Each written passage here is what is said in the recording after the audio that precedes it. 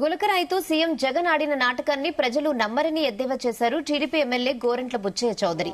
రాజమండ్రిలో నిర్వహించిన మీడియా సమావేశంలో ముఖానికి బ్యాండేజ్ వేసుకుని వినూత్న రీతిలో విమర్శించారు బుచ్చయ్య చౌదరి. సీఎం జగన్ బస్సు యాత్రలో సంచలన ఘటన జరుగుతుందని 4 రోజుల ముందే వైసీపీ నాయకులు ట్విట్టర్లో ఎలా ప్రకటించారని బుచ్చయ్య ప్రశ్నించారు. సంక్షేమం ముసుగులో సీఎం జగన్ రాష్ట్రాన్ని దోచుకున్నారని ఫైర్ అయ్యారు. అమరావతి గడ్డి కొట్టావు, అనేక పథకాలకి పంగనామాలు పెట్టావు, నవరత్నాల పేరుతో దోపిడీ చేశావు. ఏ వర్గానికి న్యాయం చేసావు? నీకు ఓట్లు వేయాలి. అందుకనే ఈ కోడికత్తి డ్రామా ఆడావు, ఈ గులకరాయి డ్రామా ఆడావు. వాడెవడు అక్కడే ఎందుకు కొట్టాడా? ఇంకెక్కడ తగలలేదా? ఒకే రాయి వేసాడంట, 3 తగిలిందా?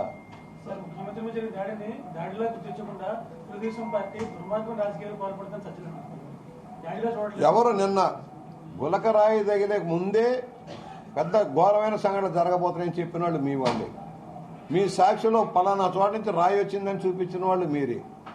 మీ సాక్షి టీవీలో చూపించారు కదా, రాయి ఇక్కడ నుంచి వచ్చిందని రౌండ్ చుట్టూ చూపించావు కదా.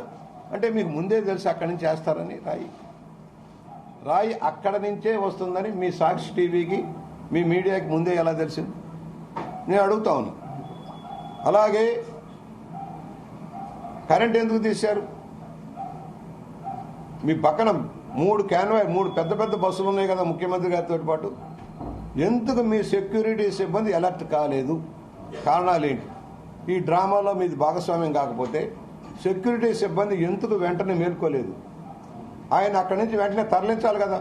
ఒకవేళ ఎవరైనా హత్యా ప్రయత్నం చేస్తారని తెలిసినా ఇమీడియట్గా ముఖ్యమంత్రి గారిని బస్సులోకి తీసుకెళ్లాలా లేదా? ఎందుకు తీసుకెళ్లలేదు? ఎందుకు బయట తిప్పుతా కూర్చున్నారు? 3 గంటల పాటు ఎందుకు తిప్పారు? తాపీగా ఆసుపత్రికి వెళ్ళి ఆపరేషన్ థియేటర్లో సిద్ధులాసంగా ఒక ఫోటో దిగి అది టీవీల నిండా పేపర్ల నిండా చూపించావు. అంటే ఇది కుట్రగాకేమంటారండి? చంద్రబాబు రెచ్చగొట్టడం వల్ల ఈ రాళ్ళు జరిగింది. గతంలో కూడా ఈ దున్నపోతున్న రాళ్లతో కుట్టి తరమండి అని చెప్పాడు ఆయన.